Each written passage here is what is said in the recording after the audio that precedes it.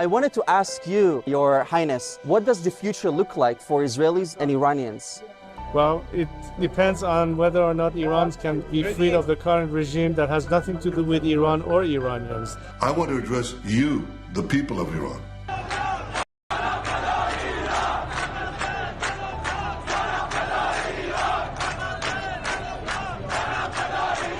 The vast majority of Iranians know their regime doesn't care a whit about them. If it did care, if it cared about you, it would stop wasting billions of dollars on futile wars across the Middle East.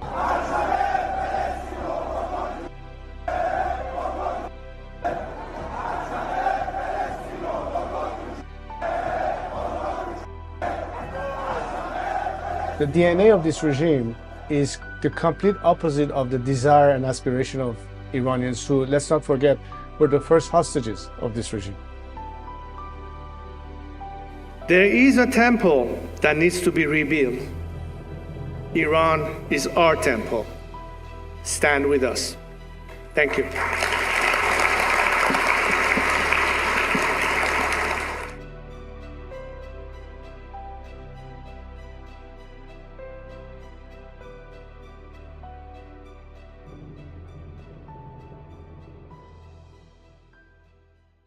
I wanted to ask People of Iran.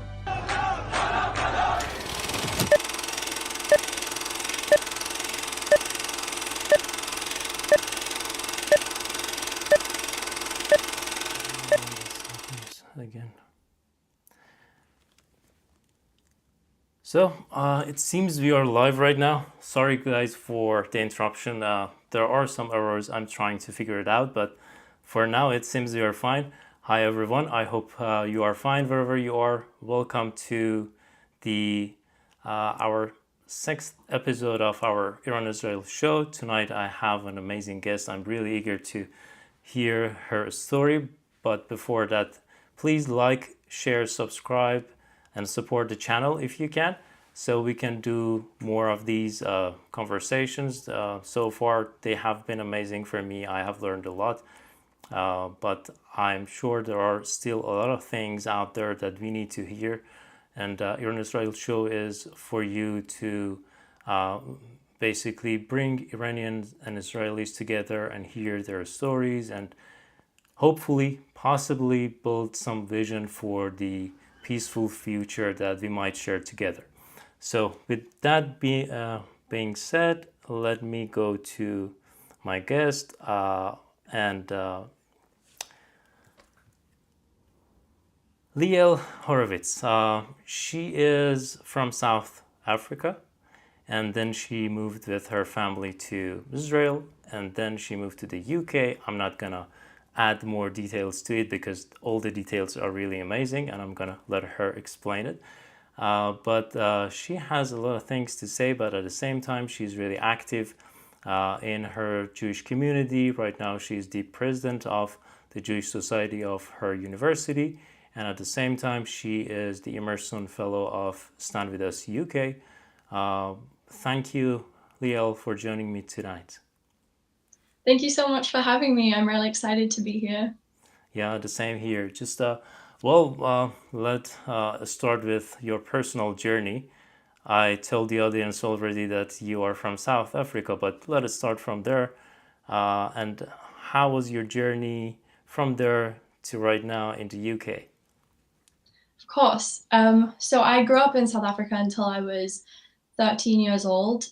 We decided to move to Israel because most of my mother's family is from Israel, and we also just always grew up with this huge love for Israel, and the community in South Africa is very, very Zionistic, and I don't know if you're familiar with No, I'm Akiva, not. but If you can walk us through the atmosphere there, that would be amazing. Yeah. yeah, so B'nai Akiva is really big there, which is kind of like a Jewish youth movement, and they very much encourage their youths to make Aliyah, and they foster that love of Israel. So that was always a huge part of our lives. So I moved to Israel when I was 13, and it was really interesting because I didn't speak any Hebrew. I didn't know anybody. And yeah, you kind of just have to get into this new culture and meet these new people. And it was an adventure for sure. And I think that's kind of the first time I felt like I was properly integrating, was when I started studying music in high school. Hmm. And that's kind of what brought me here to the UK, because after I finished my national service, I wanted to go to university, and I knew that I wanted to study singing or music. And when I found this course at the Guildford School of Acting, actor musicianship, I kind of just like fell in love with it. I was like, this is the place that I want to be. And here I am. Uh, that's really interesting. Which city did you go when you went to Israel? I grew up, well, I lived in Ra'anana, so it's like 40 minutes outside of Tel Aviv, if you're familiar. No, I'm not.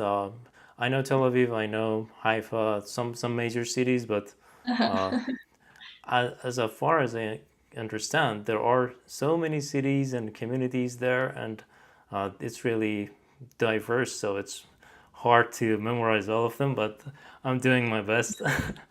uh, but you decided to go to this major, you mentioned it as uh, what was acting musicianship? Yeah, actor musicianship. Yeah, what is it exactly? You know, it's one of my big questions. What is it? Of course. It's like musical theater, so we learn to sing, act, and dance.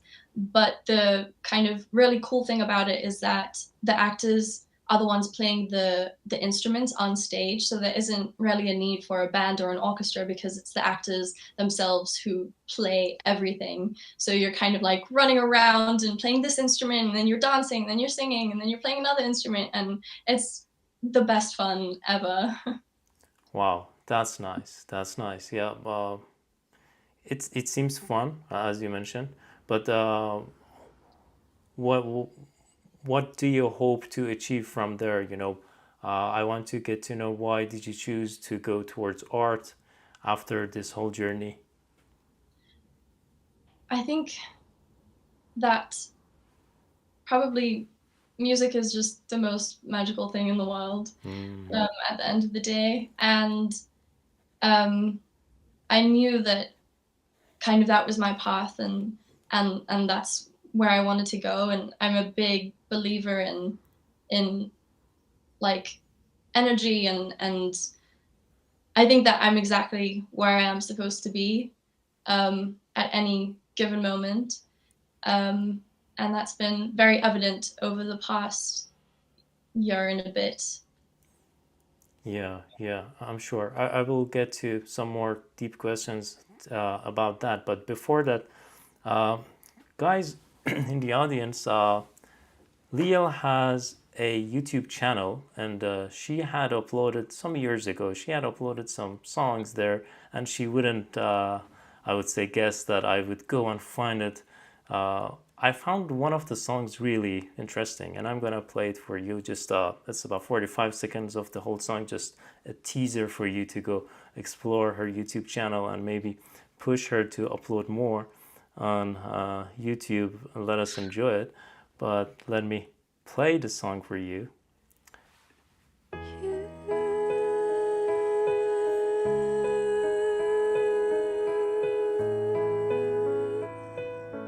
Took my life with you.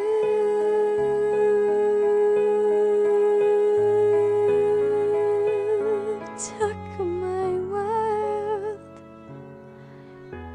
with you.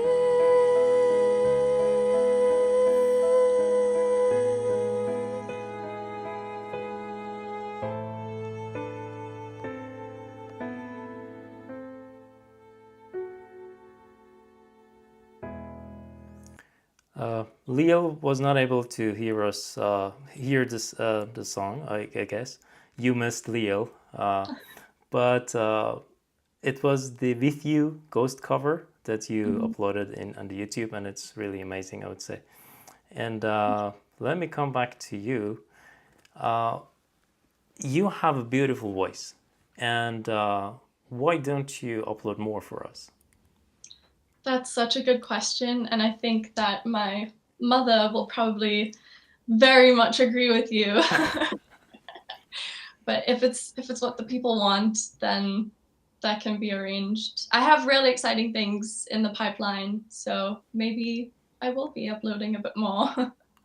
Do you want to kind of spoil the I'll party, keep it a or you? surprise. Okay. So if you uploaded or added more songs, just let us know, and because I really enjoyed the content you uploaded. But at the same time, with your focus on art and everything, you are also active on the Jewish community, and right now you are the president of the Jewish Society at your university. Why did you decide to be active in this area, and maybe spend time there, work hard there? What's the reason? What's your why? Mhm. Being Jewish is a huge part of who I am. Growing up in South Africa, it's a very close-knit Jewish community, and that's what I had. And then moving to Israel, you're mostly interacting with other Jewish people as well. So it's kind of my safe space. It's where I feel most comfortable. It's with people that I love, doing things that I love. And it was super important for me to continue that being at university. And the Jewish Society has been absolutely amazing throughout my time here. It's very hard to be an only Jew somewhere. Jewish people are extremely community based, so it's been absolutely amazing to have that. Yeah, that's true. I haven't been on the campus for last couple of years, but I hear from friends, family that it's not been a kind atmosphere in the couple of past couple of years, especially after the October 7th massacre that happened. What has been your experience, your personal experience? That's a good question. It's been really hard. October 7th happened when I had been here for 3 weeks, so I had not had the opportunity to establish myself or establish a community yet. And it's really crazy. Like I said before, I've my whole life just been around Jewish people. So the first time in my life that I'm not, and suddenly this huge thing happens. It was very daunting. It is still very daunting, and it is very scary. I feel very lucky that on my campus, things have been quite tame compared to things that my friends are going through on London campuses. There are incidents that happen here and there. There's always these little stickers that people put on lampposts or on walls, and you just walk past and your gut kind of clenches and you're like, ugh. But kind of my mantra these past few months has been it's a privilege to feel uncomfortable rather than unsafe. And I think that's been a really big thing, because I think a lot of students at the moment are feeling incredibly unsafe on campuses, just because they're Jewish, or I'm sure you can relate, just because they support Israel. Yeah. And it can be extremely isolating as well. And seeing all of these terrible things happening and not really having somebody who understands the pain that you're going through every single day. It's a really, really tough thing, and that's why the Jewish Society has been really great this past year as well. You mentioned understanding the pain and having someone to talk about all these terrible things that are going on. But before getting to that, because I have a question on that, in the comments, there are some really positive comments for you about the song, I would imagine. They said it made me so emotional, one of the comments. And I believe maybe some of your family members. Is that a great question? We'd love to hear more from Lee-Elle and such a beautiful voice. So there are already, we have established a fan base with the song. Mm-hmm. So you can produce more content and we will share it with others. So that's a promise that we can get from tonight's episode. But you mentioned understanding the pain and having someone to talk about it. It's really interesting because I personally, as an Iranian, when I talk to some of my Jewish friends and some people from Israel, it seems that we are really quick to make a bond and talk about exactly those things that have isolated us or in maybe outside of our countries and our communities. It seems that we also share the same pain. And what has been my personal experience is that I am really comfortable sharing my experience with my Jewish friends and talk about it. And it seems that we are going through the same kind of vibe, you know, because the whole world, the media are against you or just helping the bad guys, I would just simply put it. But at the same time, you need some people to talk about it because sometimes it's really hard on you to just not having someone to talk about. Have you encountered any Iranian people in the same kind of vice versa situation? Because that was my kind of thing that happened to me. Mm-hmm. I had a really wonderful experience actually last year when I had just moved here. There was kind of a meet and greet for all the new students, and I joined like a little circle, and we all said our names and where we were from, and then a girl on the opposite side of the circle said she was from Iran, and then I had said that I was from Israel, and then I like looked at her and I was like, oh, we're not supposed to be friends. And then afterwards she came up to me and she started talking to me, and we had those wonderful conversation. I had no idea before that point that Iranians, I mean, what happens a lot of the time in radicalized countries is that the people kind of get brainwashed or share the same sentiments as the government and can be very, very anti-Israel and very anti-Semitic as well. And I had just assumed that was the case with Iran as well. But she started talking to me and she started telling me about her life in Iran and how difficult it is for her. And that's when I kind of just understood that there is something very intrinsically linked between Israel and Iran. And I love her. She introduced me to so many parts of Iranian culture that I just was not privy to before. And never would have been if I hadn't have met her. And it just completely changed my perspective. And that's why it's so important to have these conversations and to meet people and connect, because I think these days especially people take a stance and choose to stick in it.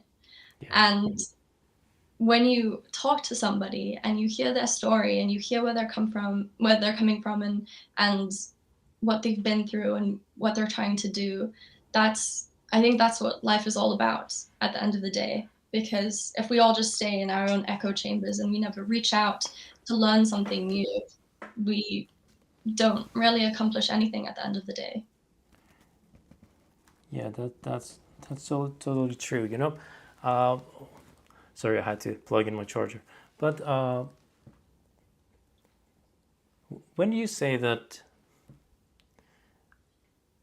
when we share our stories, when we talk to each other, we just have a kind of, when we had a chat before the call, you said that it's really nice to connect at a human level with each other and see just the basic things, just the common sense things, things that doesn't need a lot of knowledge to just appreciate. That's one of the things that the government of the Islamic Republic basically has denied many Iranians. And when we come out, it's just like a little bit awkward when we see some people from Israel. It seems that, okay, what's going on in their minds? How do they see us? I believe in the past year it's been a lot of there has been a lot of change to this perception, or at least not having a perception of what's going on in their minds, but because we have made a lot of connections after October 7th, and that at least is a positive part of coming together, Iranians and Israelis. I would say that everywhere that was a small gathering for supporting Israel or Jewish communities, I would say there was at least one Iranian there. And it really is amazing to me that no matter how hard they try, people can always find some way to connect at the end. And that's really amazing. Yeah, I agree. I mean, I've been to a few rallies and vigils in London since October 7th, and you can't go to any of them without seeing an Iranian flag. And I think one thing over this past year that has been really difficult for me is that anytime somebody is willing to engage in conversation,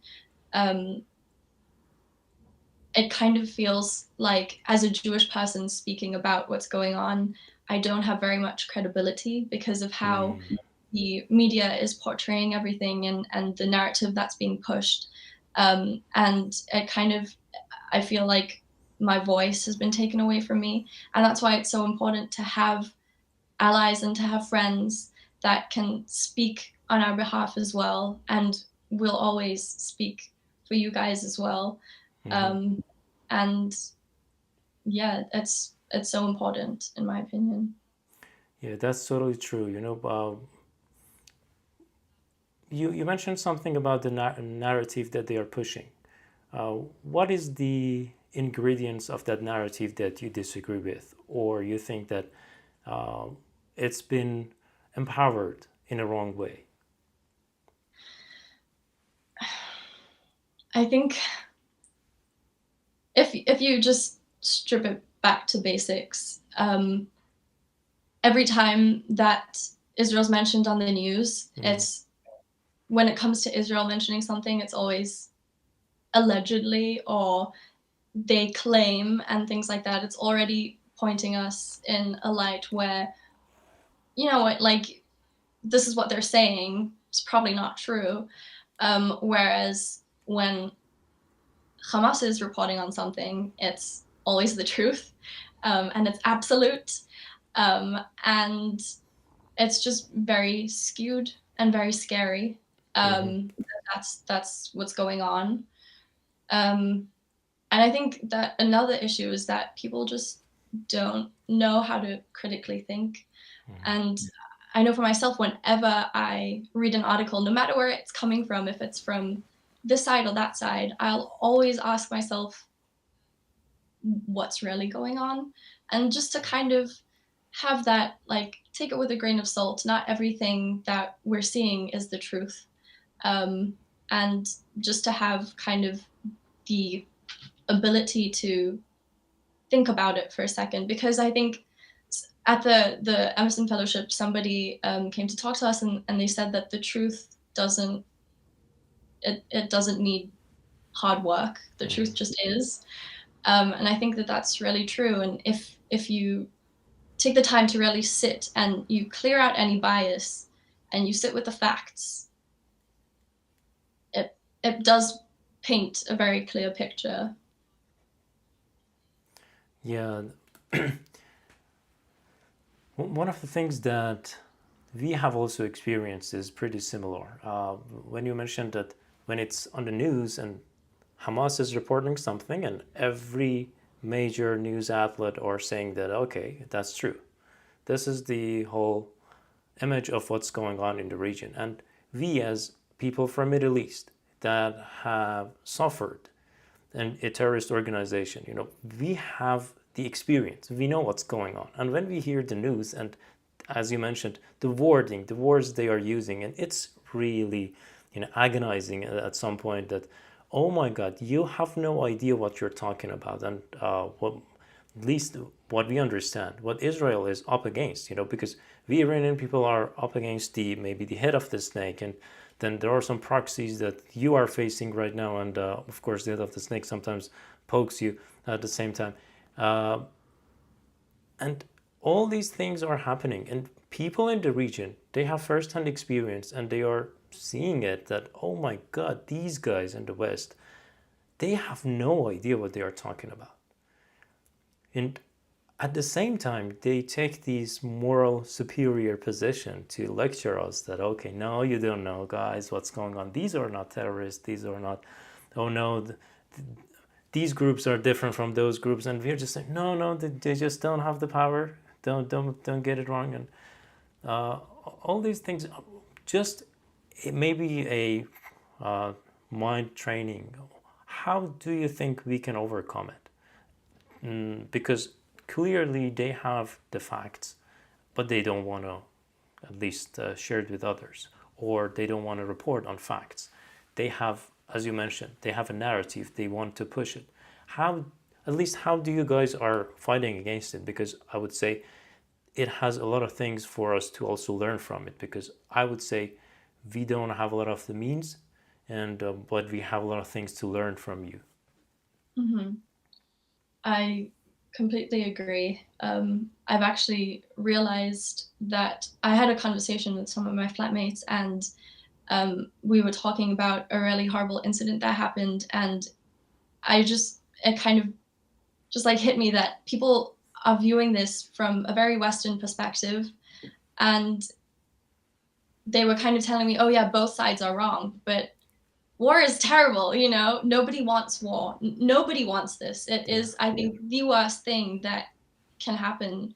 It's probably the worst human experience, but we're not debating the morality of war, where war is bad, full stop. Yeah. It always is. And yeah, it's something that people just don't understand in the West. It's not something they've ever had to deal with. So I think the best way to kind of deal with that as people experiencing it is just being in the space. That's what I've found the most valuable. It's just being there and saying, like we said before, I'm a human, you're a human, let's have a conversation. Or sometimes that's not possible, so it's just being there and being the kindest, most loving person that you can be. Yeah, I totally agree. Yeah, you can't fight hate with hate. You can only choose love, and that's what we have to do every single day. Yeah. Let me go back to the comments. Just if you have any questions, just send us the questions in the chat. I will get back to them, and we will go through the chats. But one question is, interestingly enough for me, and that's really, I'm flattered that as a host I get some questions.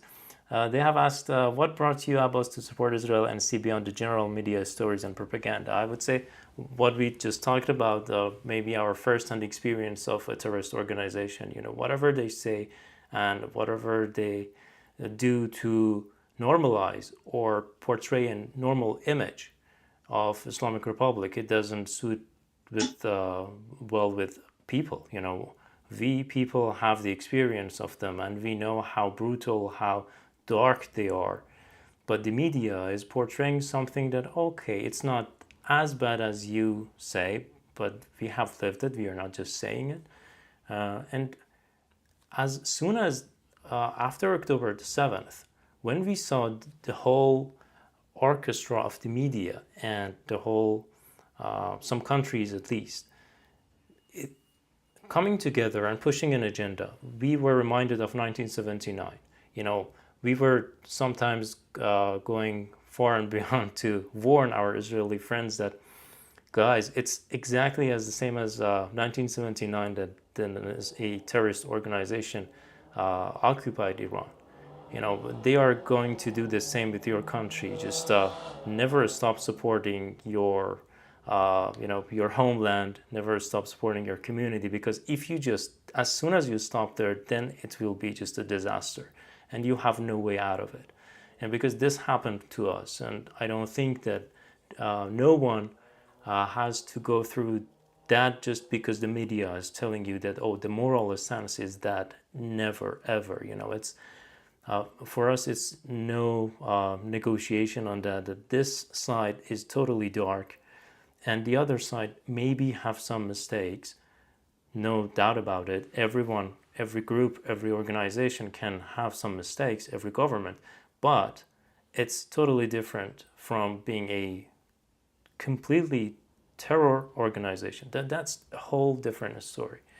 And I guess people, some people are infected with this woke virus, I would say, or woke mindset, or some subjective morality, that they cannot see this basic fact that, oh my God, you have seen the results and you are just denying what you are seeing just before your eyes.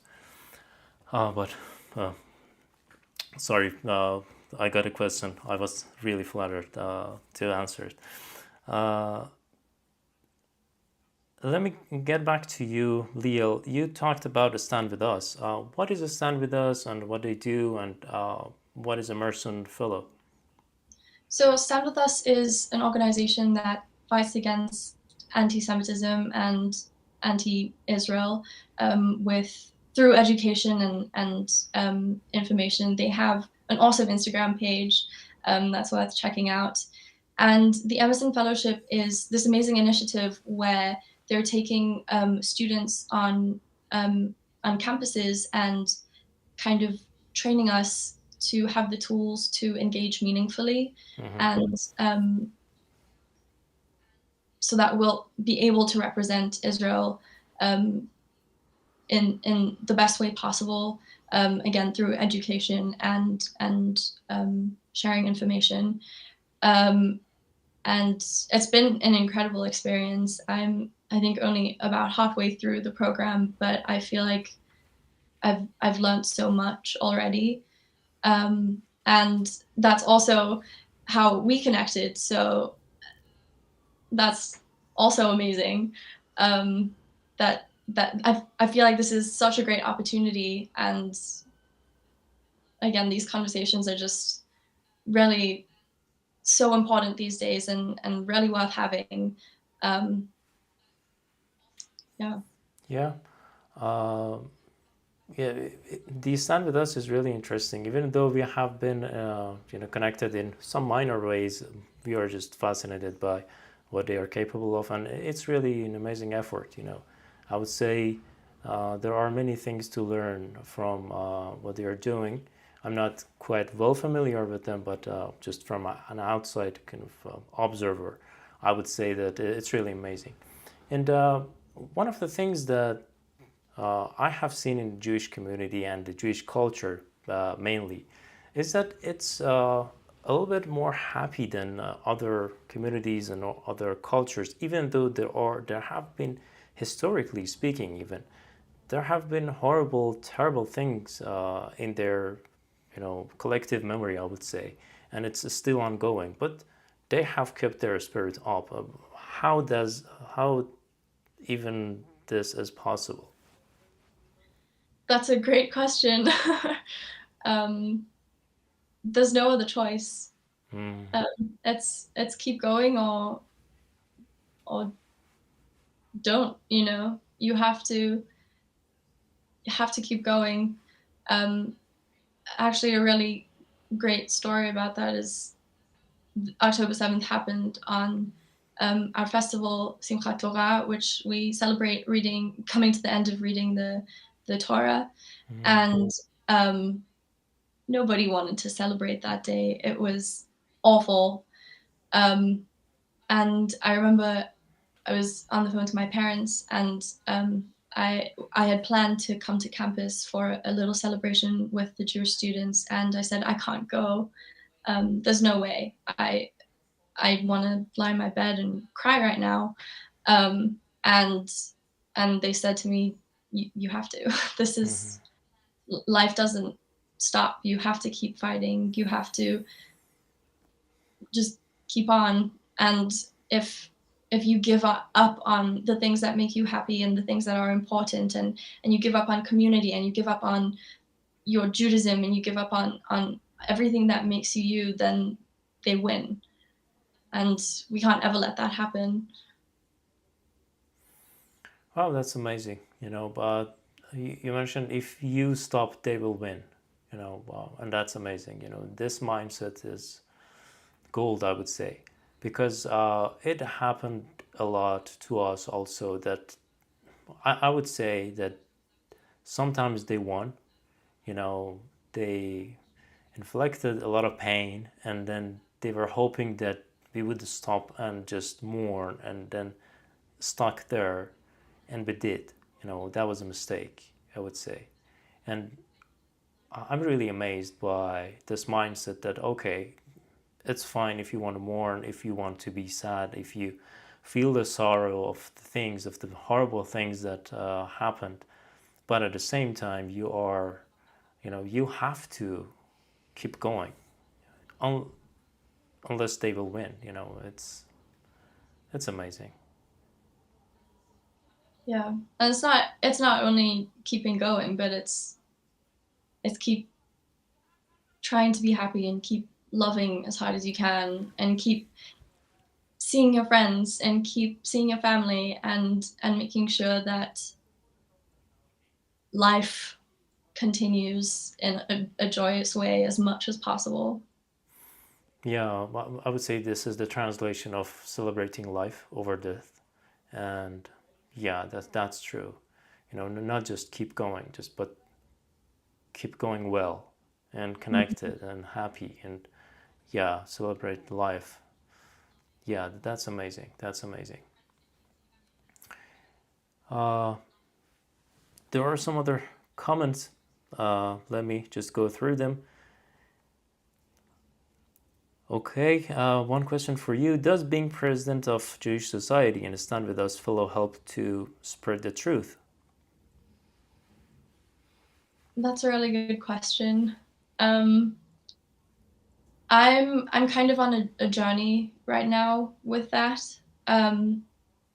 I tried previously to engage people in conversation, and that doesn't always go well.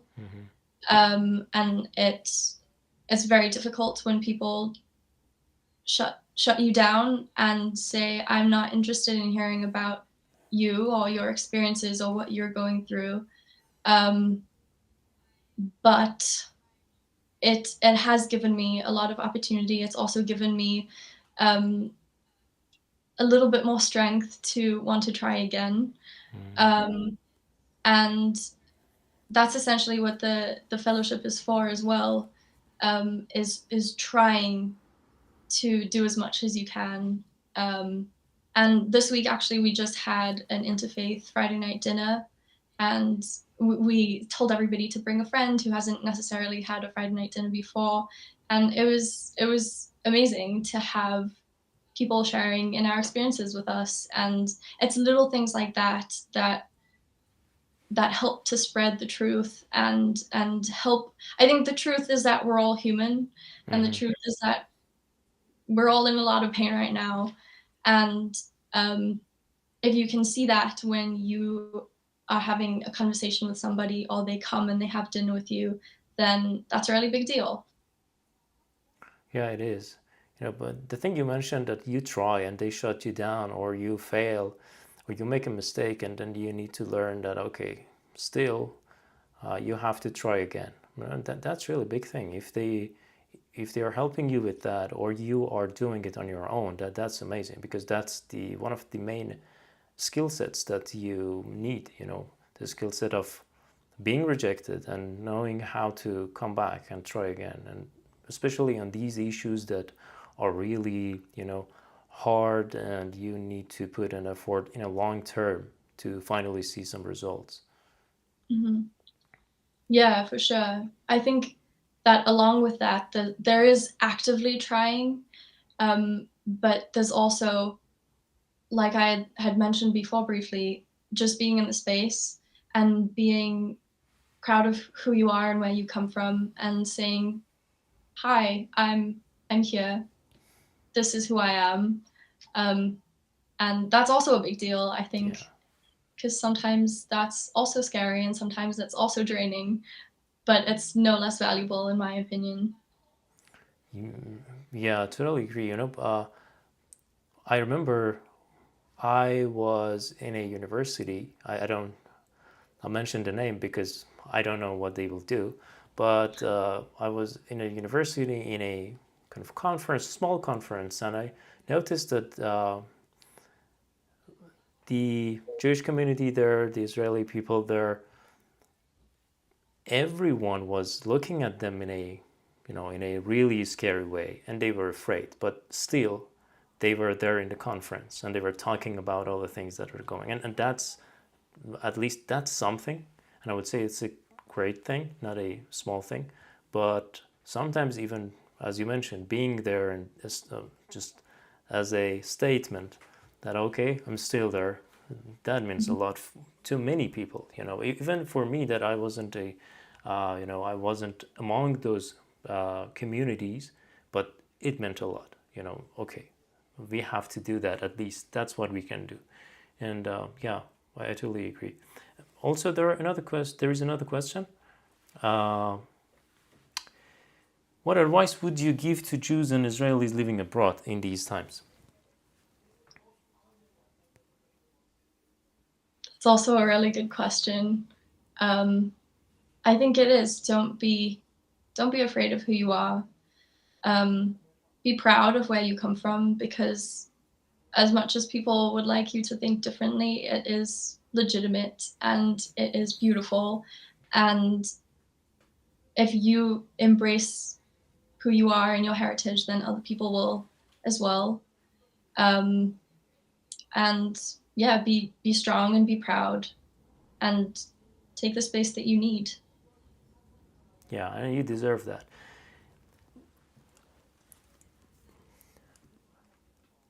You you mentioned that you lived in South Africa until you were 13 years old, and then you moved to Israel, and then to the UK. I would say you have been on quite a journey, and you have experienced three different cultures and three different countries. What is specific about the Middle East that you think we can be hopeful about it, about its future? Maybe we can build something beautiful out of current situation. Do you see any hope? Do you see any bright future? Mm-hmm. I think that the people of Israel and the people of Iran are very similar in that they're so passionate and so proud of where they come from. And I think that hope and love always wins. Um, we can't allow terror and extremism to win and to rule over us. And I believe that if we can collectively be strong and love hard and work hard to make the world just a little bit better, then it will work out.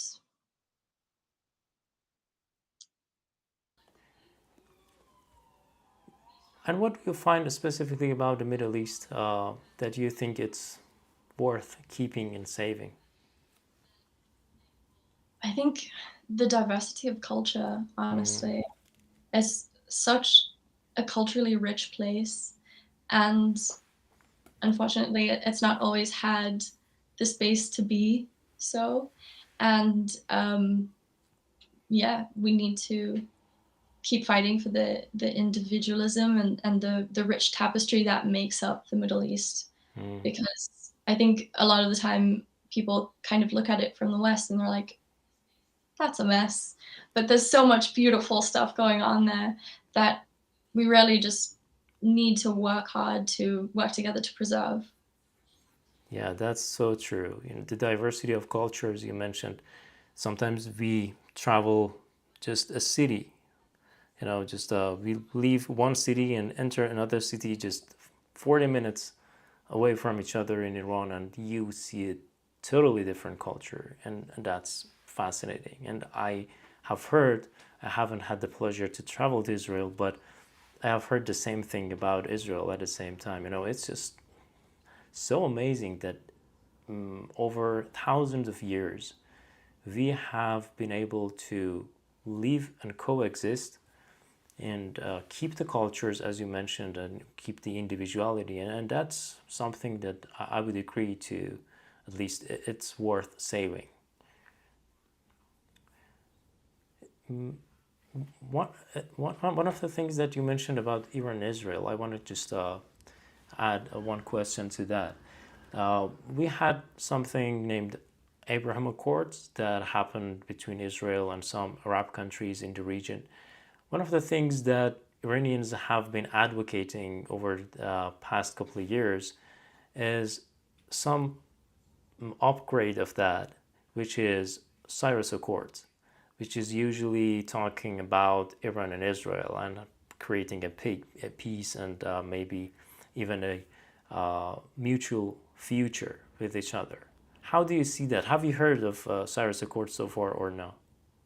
I've actually not heard of Cyrus Accords, but it sounds awesome. I mean, the Abraham Accords have been incredible. I was lucky enough to be invited to March of the Living last year, and there was a group of people from the organization, and they had said, I think they were in the same hotel as me, and they came up to me and they're like, "Oh, you from Israel?" And I was like, "Yeah, I'm from Israel." And they was so excited, and it was someone from, I think, Bahrain and someone from Morocco, and it was so cool to be able to meet these people and that they're so excited to see me, and that in turn made me really excited to meet them. And it's like, if that's the world that we can look forward to, then we need to do everything to be able to have that, because it was just the coolest experience. And if that's what the Cyrus Accords are working towards, then we need that. Yeah, well, that shows a little bit of lack of, as I mentioned, there are some things that we need to learn, that we need to work on, at least the communication, because as you mentioned, that's really cool. The Abraham Accords, I know that media are not promoting it also at the same time. Even for the Abraham Accords, they were trying to suppress it as much as they tried. But at the same time, we need to do more to spread the word that peace is possible. I mean, we can build that, and we can do it together. And as you mentioned, that's really cool. And when we just come together, different cultures, different countries, and different nations, oh, that's amazing. That's something, I would say. Yeah. And if I go back to comments, there are some love and good things coming out of there, and people are praising some of your answers, and a person said Shabbat Shalom. And tell us a little bit about Shabbat Shalom. What does it mean and what is it about? Just quick question. So Shabbat is the 7th day of the week. It's a day of rest, so it falls on Saturday, and it's basically, I love it. It's my favorite thing ever. It's basically a day when you're not supposed to do any work, and it depends on how you observe Shabbat, but I don't use my phone and I don't cook, and it's just super relaxing. It's usually you'll have a Friday night dinner, like I mentioned before, where you'll have like your family, and there's food and friends, and you just come together at the end of the week and you eat good food and you relax, and it happens every single week, and it's the best. I have heard the same phrase that they say that we love it the most, and it's really relaxing, and I'm happy when I'm doing Shabbat and or observing Shabbat. And that's really, interesting. I would like to test it to see how it goes. But I had the honor to be invited for the dinner, so it was really delicious. The Israeli food. I noticed also there was some comments about the Israeli food, and they said it's really amazing, and maybe that's why people are happy, because of the food. I totally agree. If you just if your country is famous for fish and chips, then you are not that happy, I would say. Oop. So let's imagine for a second that we can have a free Iran, and then we can reestablish the connection between Iran and Israel. How do you assess that? How do you think that this is possible? How do you like to see that happen? I think that it could be incredible. Iran and Israel used to be really good friends, and I don't see why that can't happen again. I will be really excited to show you around my hometown, and I'll be really excited to come and visit yours. Yeah, that would be amazing. Yeah.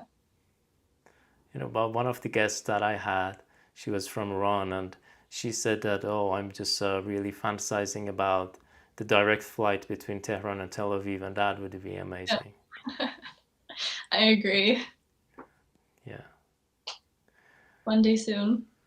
Yeah, I believe in that. I believe that we can bring the peace, we can bring the freedom again to the Middle East, and we can have these, as you mentioned, the diverse cultures coexist together again, and hopefully there are no proxies and snakes and everything, all the bad and terrible things in the future.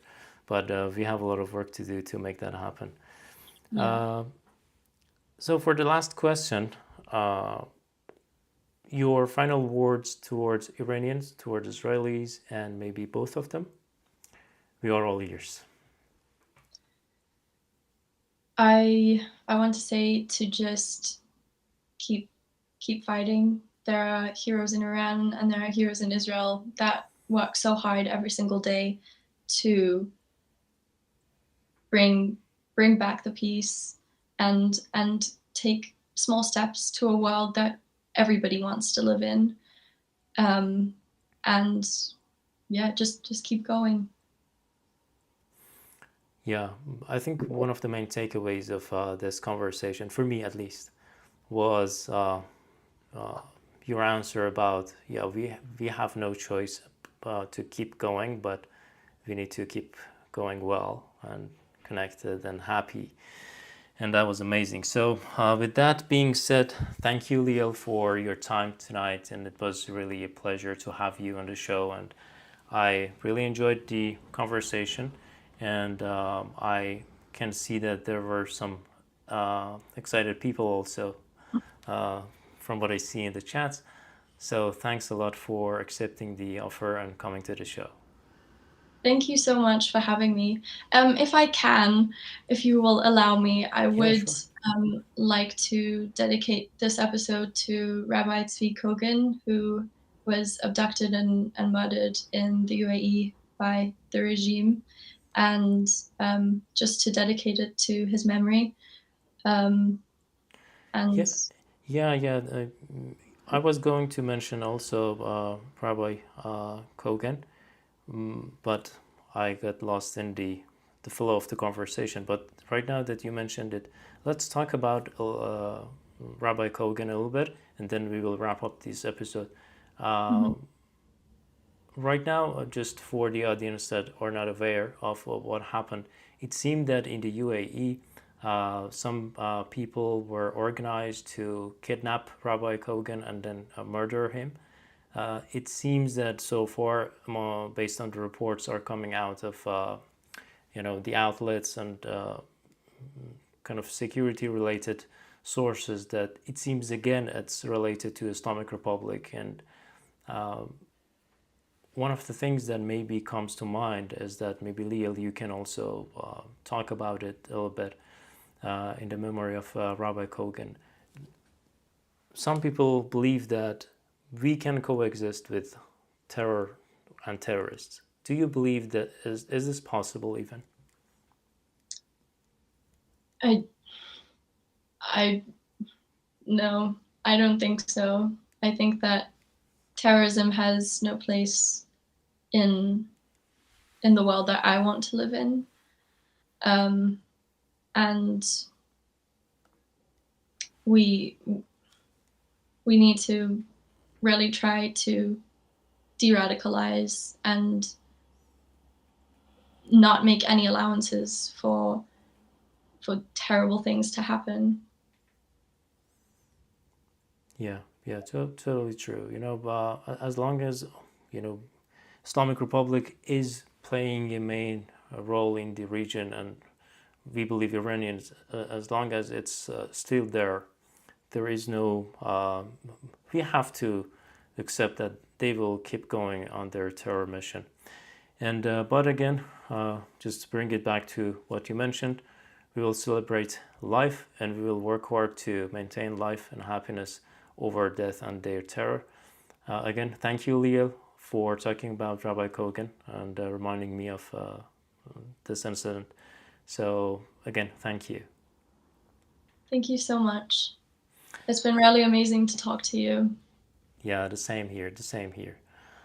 Let me come back to my audience. So thank you guys. It was Lee-Elle, and she had amazing stories for us. She had her experience, her young efforts for peace and prosperity. I would say I learned a lot, and I believe that there are many things that we can learn from each other just by listening and having conversations. So hopefully this platform, Iran-Israel Show, is providing that.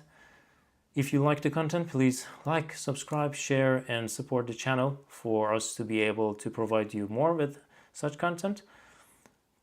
Until the next episode, I hope we can have it the next Sunday, but I'm not sure yet because of my personal circumstances. But I will do my best to have it on next Sunday. Until then, take a good care of yourself and see you.